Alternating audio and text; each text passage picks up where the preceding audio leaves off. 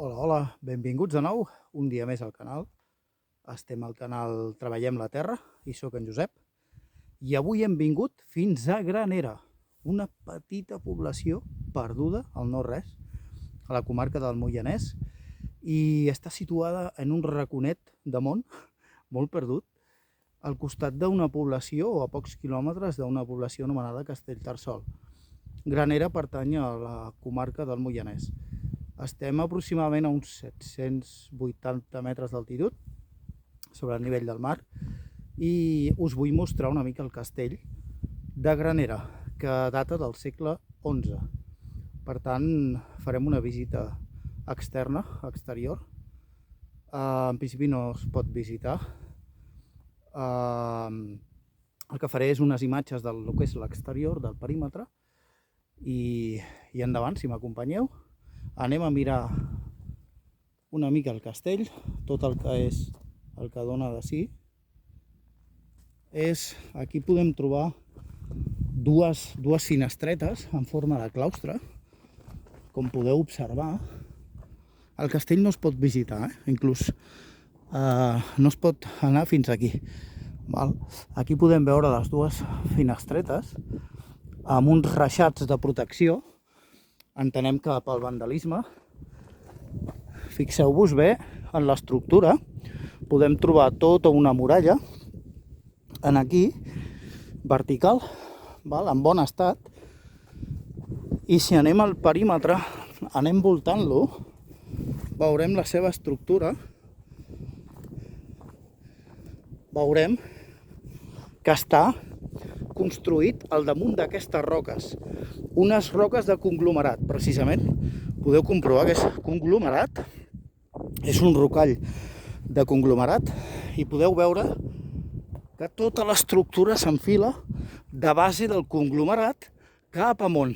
Fixeu-vos en aquell detall d'allà, si ho podeu veure, que són tres, bigues, eixos, que sobresurten en una de les cantonades del castell. Fixeu-vos aquí la caiguda que hi ha en pendent i el paisatge, impressionant. Val la pena de venir fins aquí, ja ho crec que sí. Tot i que no es pot fer, avui en dia actualment no es pot fer, però s'havia de documentar això, que és patrimoni històric. Fixeu-vos bé en els detalls, segle XI, recordem. Això és el que queda del castell, està en bon estat aquesta estructura, aquesta paret, al damunt de roca de conglomerat, i les vistes espectaculars del Bages. En el fons podem observar el Bages, les muntanyes de Montserrat en el fons es poden apreciar també, masies que estan dispersades també, i intentarem donar-li la volta per l'altre cantó, a veure si podem observar alguns detalls més. Això actualment no es pot visitar, el camí està tallat, he hagut de pujar per una muntanya i no es pot passar per aquí, com podeu veure, tot el que és el voral del castell, el perímetre, està rodejat per un camí, un caminet de cabres, com podeu observar. Fixeu-vos la base de la pedra que van construir al damunt d'aquesta base sòlida de la roca, no? Observem aquí la cantonera i ara ens endinsarem per aquest corriol d'aquí. No crido gaire per no cridar gaire l'atenció. I fixeu-vos l'altra part de la muralla, del mur del castell, que podem veure si ens enfilem per aquest camí de pedres. És un corriol empedrat tot. Fixeu-vos entre la pedra, que hi ha la molsa, i fixeu-vos en el mur. Impressionant, del segle XI. I ara podem veure aquí unes imatges també de tota la panoràmica que es veu des d'aquí. I aquí tenim unes vistes interiors del castell. És una llàstima que aquest patrimoni es perdi i no s'arregli, no es reconstrueixi. És una verdadera llàstima. Fixeu-vos aquí en el detall del marc de pedra d'aquell portal d'allà. És increïble. Fixeu-vos bé en aquest detall de la pedra. Tots els segles que té i que ha aguantat aquí, Si ens ho pensem i ho imaginem. I tot el que és a l'interior està completament descuidat, completament sense reconstruir. És una pena. I aquí, protegit per un reixat, pel possible vandalisme, això està molt bé, que es protegeixi, perquè això és històric i cal protegir la història i la cultura. És molt important.